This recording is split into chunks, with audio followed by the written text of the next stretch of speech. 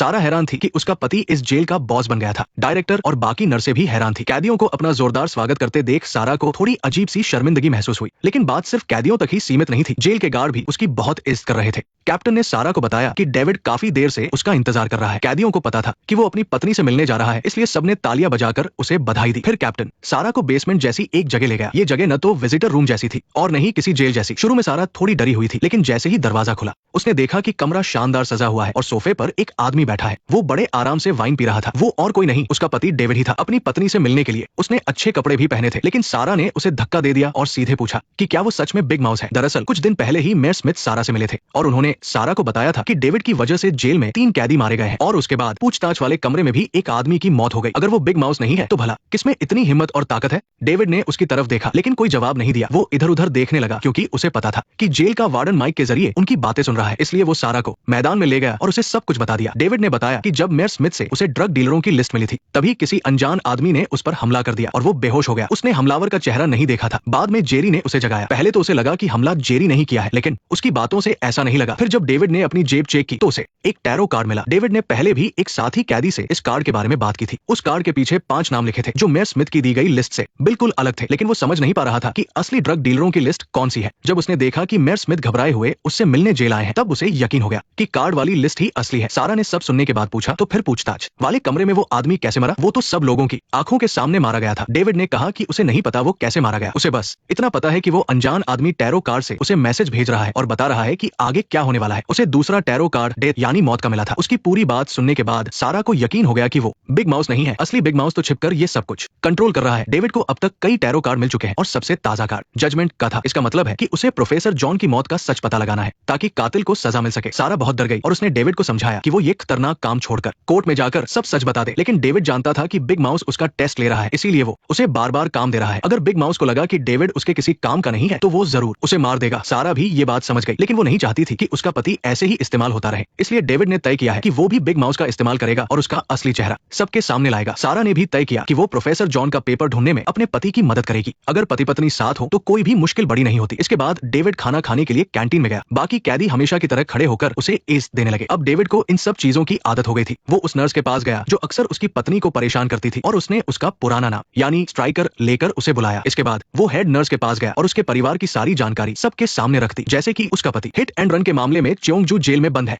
फिर वो केविन की पत्नी के पास गया। उसने न सिर्फ ऊंचे अफसरों को रिश्वत देने का उसका राज खोला, बल्कि रिश्वत की एक एक पाई का एकदम सही हिसाब भी बता दिया। और आखिर में वो मेयर स्मिथ की पत्नी के पास गया, लेकिन उसने उसका शुक्रिया अदा किया क्योंकि उसने सारा का ख्याल रखा था। ये सब करने का डेविड का एक ही मकसद था कि वो उन सबको वार्निंग दे दे कि कोई भी सारा की तरफ आंख उठाकर न देखे, वरना अंजाम बहुत बुरा होगा। डेविड जानता था कि जब लोगों को लगेगा कि वो बिग माउस है तो वे उसकी पत्नी को परेशान करेंगे, इसलिए सारा को बचाने का बस यही एक तरीका था। इन सब के साथ प्रोफेसर मार्क की पत्नी भी आई हुई थी। प्रोफेसर मार्क अपनी पत्नी को बहुत मारता पीटता था। उसे हमेशा शक रहता था कि उसकी पत्नी का किसी और के साथ चक्कर है, इसलिए वो उसे खूब पीटता था। वो एक टीवी शो होस्ट थी जो बाहर से तो बहुत खुश दिखती थी, लेकिन उसका दर्द कोई नहीं जानता था। दूसरी तरफ डेविड ने गैंग बॉस से मुलाकात की ताकि वो उसके साथ कोई डील कर सके, लेकिन गैंग बॉस ने कहा कि अगर तुम चाहते हो कि मैं उन तीनों अमीरों को धोखा दूं तो फिर भूल जाओ। डेविड समझ नहीं पा रहा था कि आखिर उन तीनों ने इस बॉस को क्या दिया है जो इसके जैसा आदमी भी उनके लिए काम करने को तैयार है। क्या ये सिर्फ पैसे की बात है? लेकिन गैंग बॉस को देखकर ऐसा नहीं लगता कि उसे पैसों की कोई कमी है। गैंग बॉस उसकी बात सुनकर हंसने लगा। उसने बताया कि वो 6 महीने बाद जेल से छूटने वाला है। हालांकि बाद में वो डेविड की बात मान गया। फिर गैंग बॉस के आदमियों ने उन तीनों में से एक प्रोफेसर मार्क को किडनैप कर लिया। ये वही जगह थी और वही रस्सी थी जहां कभी उन तीनों ने डेविड का स्वागत किया था। आज डेविड ने भी उन्हें वही दर्द महसूस कराने का फैसला किया था। प्रोफेसर मार्क ने तुरंत डेविड से माफी मांगनी शुरू कर दी। डेविड ने कहा कि कैमरे की रिकॉर्डिंग में साफ है कि तुम सिर्फ गाड़ी चला रहे थे, तुमने किसी को मारा नहीं। तो फिर तुम बाकी दोनों के साथ बराबर की सजा क्यों भुगतना चाहते हो? हत्या करने और उसमें मदद करने की सजा काफी अलग होती है। ये सुनकर प्रोफेसर मार्क रोने लगा, क्योंकि वो भी ये बात अच्छे से जानता था। जब डेविड ने देखा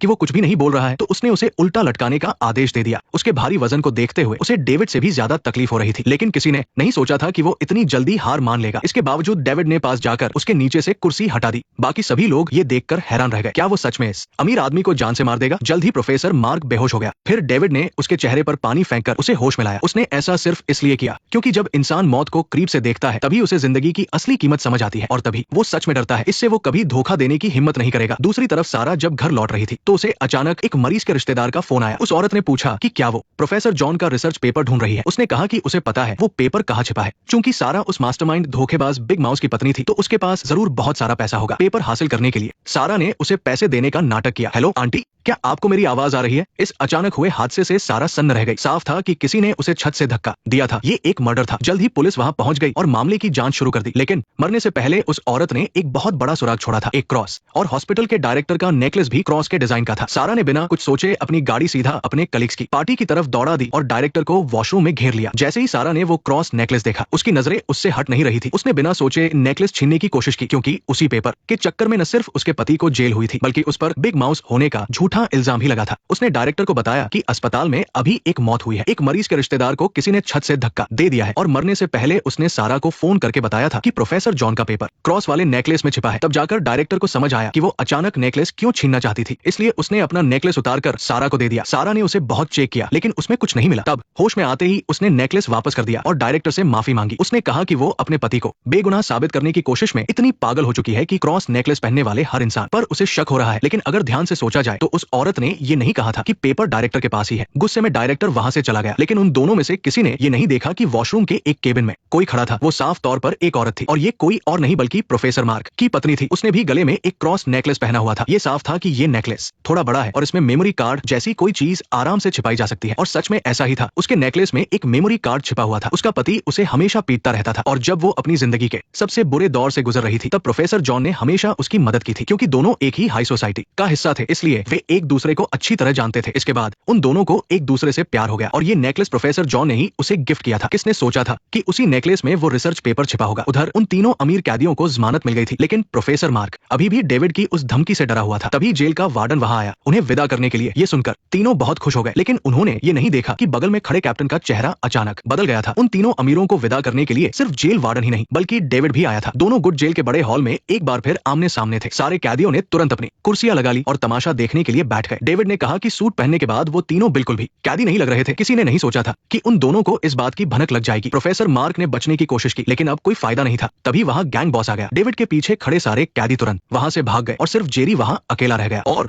जहां तक प्रोफेसर मार्क की बात थी, उसे भी जेल के गार्ड्स दोबारा ले गए। बाकी दोनों अमीरों ने गैंग बॉस से कहा कि उनके जाने के बाद वो डेविड को रास्ते से हटा दे, ताकि उन्हें दोबारा इस चूहे की शक्ल न देखनी पड़े। गैंग बॉस ने कहा कि वो पूरी कोशिश करेगा। इसके बाद वो दोनों अमीर हंसते हुए जेल से बाहर चले गए। लेकिन क्या सच में ऐसा ही होने वाला था? क्योंकि उनके जाने के बाद डेविड मुस्कुरा रहा था। नेक्स्ट पार्ट देखने के लिए वीडियो को लाइक करो।